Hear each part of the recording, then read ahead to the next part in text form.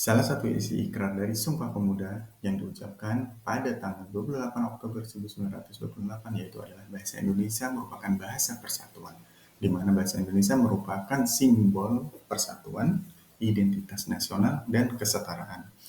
Maka pada malam hari ini saya akan membawakan topik tentang fenomena penggunaan bahasa pergaulan yang ada di Indonesia. Bersama saya Dian, salam kenal semuanya. Kemudian bahasa adalah alat komunikasi yang terorganisasi dalam bentuk satu satuan seperti kata kelompok kata, klausa, dan kalimat yang diungkapkan baik secara lisan maupun tertulis. Bahasa juga merupakan salah satu alat komunikasi. Tidak hanya menjadi alat komunikasi, namun sebagai bentuk penyampaian ide, gagasan, dan alat untuk mempermudah dalam pergaulan di kalangan masyarakat. Kemudian jenis bahasa yaitu ada tiga, bahasa verbal, bahasa nonverbal, dan bahasa isyarat. Bahasa verbal merupakan eh, bahasa yang diucapkan dengan kata yang jelas, yaitu seperti makan, sedih, dan lain-lain sebagainya. Kemudian bahasa nonverbal merupakan bahasa yang bisa kita sebut sebagai mimik wajah, yang seperti mata melotot, yang artinya adalah kita dalam kondisi marah, atau mungkin kita melambaikan tangan, yaitu sebagai bahasa perpisahan. Kemudian bahasa isyarat ini merupakan salah satu bahasa yang digunakan oleh teman-teman tunarungu dengan cara menggerakkan tangan atau melalui pergerakan lainnya sehingga komunikasi tersampaikan oleh rekan-rekan tunarungu.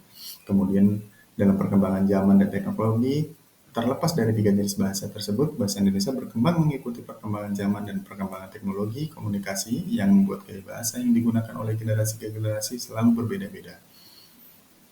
Kemudian bahasa gaul ini merupakan salah satu cabang dari bahasa Indonesia.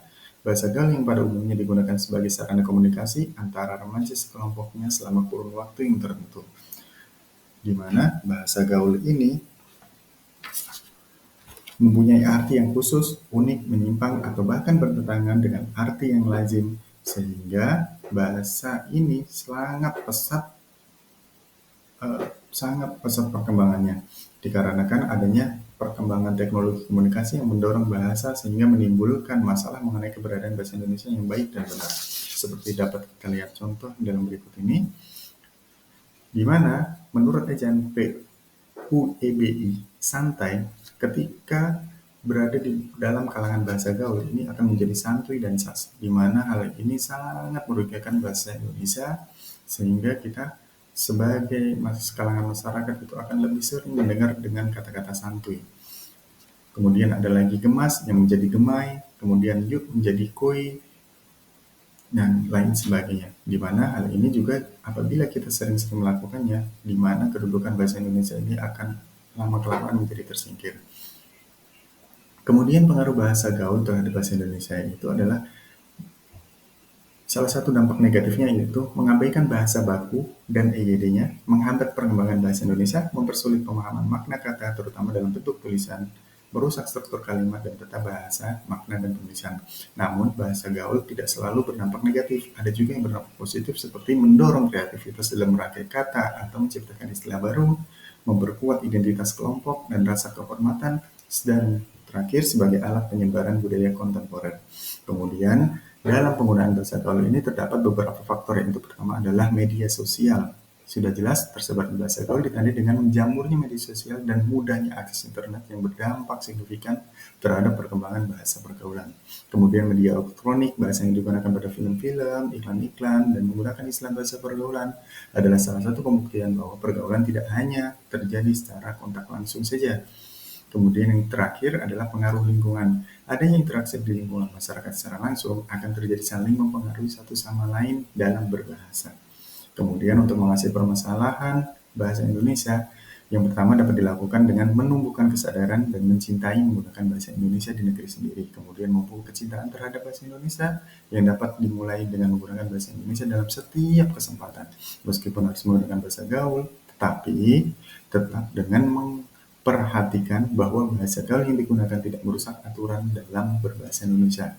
Kemudian, mengkampanyekan pentingnya penggunaan bahasa Indonesia dengan diadakannya kelompok-kelompok bahasa Indonesia yang mampu menarik minat masyarakat agar mau bergabung dan ikut bersama-sama mengkampanyekan bahasa Indonesia sebagai bahasa persatuan yang tidak akan tergantikan kedudukannya oleh bahasa apapun di dunia.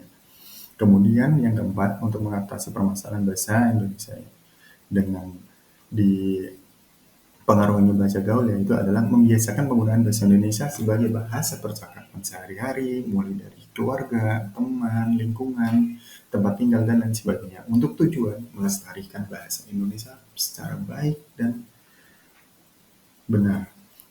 Kemudian yang terakhir adalah sering-sering mengadakan perlombaan menulis, berbicara dalam bahasa Indonesia yang baik dan benar, seperti lomba MC, keterampilan berbicara, dengan syarat tanpa menggunakan bahasa gaul.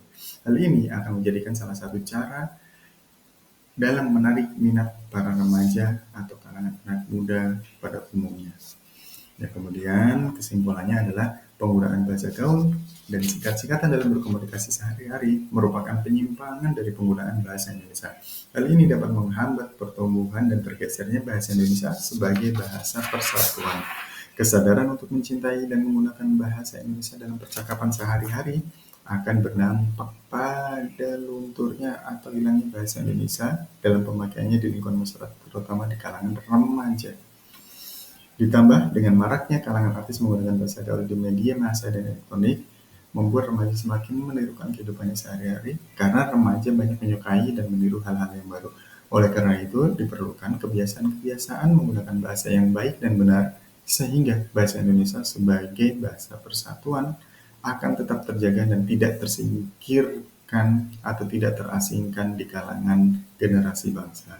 Demikian yang dapat saya sampaikan. Saya Dian Hadi Nur Prabowo. Terima kasih. Wassalamualaikum warahmatullahi wabarakatuh.